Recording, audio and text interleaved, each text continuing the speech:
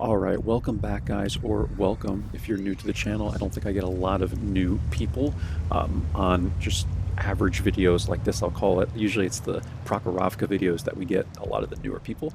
But we're going to be on Mannerheim Blind in this one, guys, in the Hawk 30. And this is going to be a very interesting start. I'd like to note that at the beginning here, we get a lot of spotting, a lot of damage, and usually you might get one or two shots off at people that are going to the north of this map. Now, we're on the southwest spawn.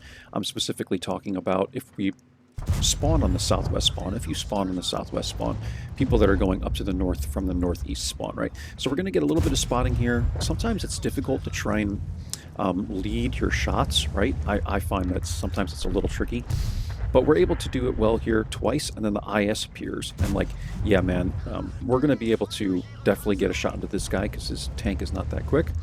And so we're already doing, what is this, over 1,500 combined, and then the M2Y appears. And like this guy, I'm not sure what's going on with this guy, if he just thought he wouldn't be spotted out here or what, but we light him from a ways away. And it's unlucky we don't get that second shot into him. The first one ricocheted as well, is what it is. IS is trying to poke here. I'm looking for the proper shot. Just going to try and take it at the plate there, the side plate, but it misses. And then we respot the M2Y as he's going over to the north. I would have thought this guy would have just retreated, but we light him again. His engine must have went out or something, and he's still trying to make his way over to the north of the map, which is just wild. But we're able to catch him out there. We get more spotting. We shared it with someone else, maybe the CS or something like that, and we do more damage. I take a blind shot there. I don't think it hits anything, but almost 2,300 combined from the start of this battle, right?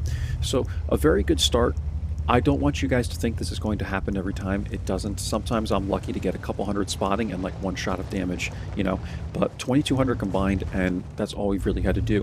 What I like to do after all these initial spots and initial shots is come to the middle here, because you get a little bit of a different angle on people that are up on this hill, right? So like where the TVP is, if he pokes out a little bit, we might get a light on him, you know.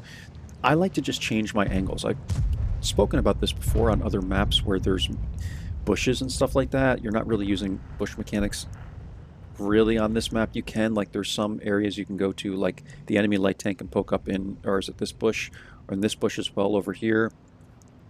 Yeah, I think it's, I'm actually going to free replay camera and show you guys what I'm talking about. This bush right here. You could use this one. I use it sometimes. And obviously, from the other spawn, a lot of people like to go here. I just think it gets blind fired a lot. You can try this one from our spawn, but it's very weird the way it works. There's like a weird gap here. And I always find that I get spotted when I'm trying to make this play. For whatever reason, it's like, I can't explain it to you guys other than to say that I feel like there's a little bit of a gap here. See where this gap is right here? And I swear people think I'm crazy, like, nah, that's not really the way the bush mechanics work, Mike. Whirls. And I'm like, nah, man, like, it's definitely like, you see that gap? Like, look at this guy. This is probably what happened to him, right? Get spotted through that gap. I swear it, man. Like, there's definitely a gap there where people will light you. The enemy light tank here, or even maybe someone who has like binocs or whatever, something up here. I'm telling you guys, it can happen. Anyway, let's move on. I get a little bit of extra spotting on the heavies here. I'm just pushing in. There's nothing to really see. I was just kind of pushing in with these guys a little bit, and we got a little bit of spotting because one guy poked around the corner. But now is when we're going to try and advance. And I love playing light tanks when I actually have a team, right? And that should be the case with any tank. Anyone could say that, but light tanks are a lot of fun when you have a team, because you can advance and support the team very quickly because of your mobility, right? So I see this even over here. I did notice him. I thought he was just going to kind of keep running away, but he challenges me here. Like, I was literally going to let this guy get a shot into my backside and just run away, because I figured that's what he was going to do. But he comes at me, right, and tries to challenge me. And like, this is you don't want to do this in an even 90, man. You don't want to challenge people one-on-one like this.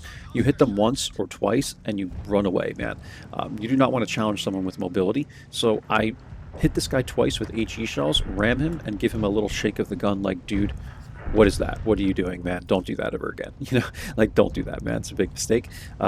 kind of just like a joke thing, man. But I did that, and now we're going to get a shot in the back of the TVP, and we are good, man, because we did 900 into the even 90 now. We're at 2100 damage, 1500 spotting, and this game is about done, but I'd like to note one more important thing for you guys, and that's just using the game mechanics to my advantage here, right? Using the knowledge of the game. I'm going to take a shot here with HE and just pull back. And I'm kind of hanging around waiting to see if I'm lit. You know, I should have just actually waited here, but I poked it again, which wasn't smart. Don't do that.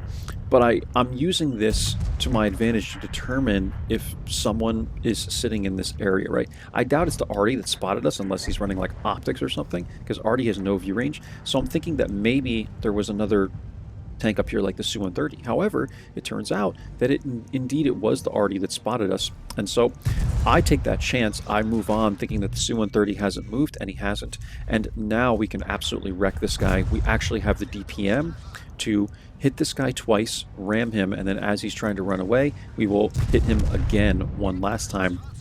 And then the HWK is here.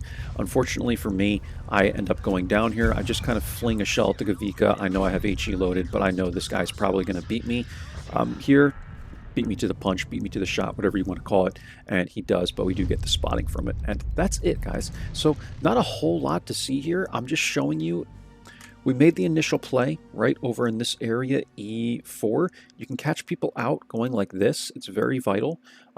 With CVS and optics, like CVS is really going to help because it's going to cut down the concealment of moving vehicles, and that's what you want. That's how you will likely catch people out in this specific area, like the A67 area.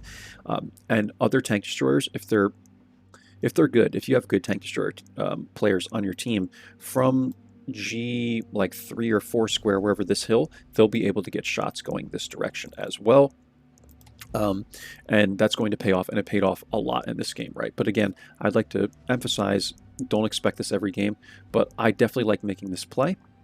And then just showing you guys how you can grab kind of a different angle here. Unfortunately, we didn't really spot the TVP, but I have been able to use this spot, like right here on the map, this little pocket right here, to get a different angle on this hill. And then just advancing, guys, right? The whole team was pushing like this. I'm just using my game knowledge to understand that I have support here, pushing up like this. Even 90 tries to challenge us, right? Even 90 is not going to win that fight unless I'm low on HP. He can burst me, but if he doesn't get me down, he's in big trouble because I can ram him, right? I have the HE shells that do 320 damage a shot. Like, this was a very dumb play by him. And if you're playing an even 90, don't do that, guys. Don't challenge people one-on-one. You need to be like a gnat, you know. You kind of dive in and dive out, just like a gnat in real life. Gnats are flying around your face, and then they're gone. You know, you try and swat at them, and they just keep coming. They just keep coming. You know, that's what you need to do in the even 90. You need to play it like that. You need to be like a little bug, and then just FO, right? That's it, guys.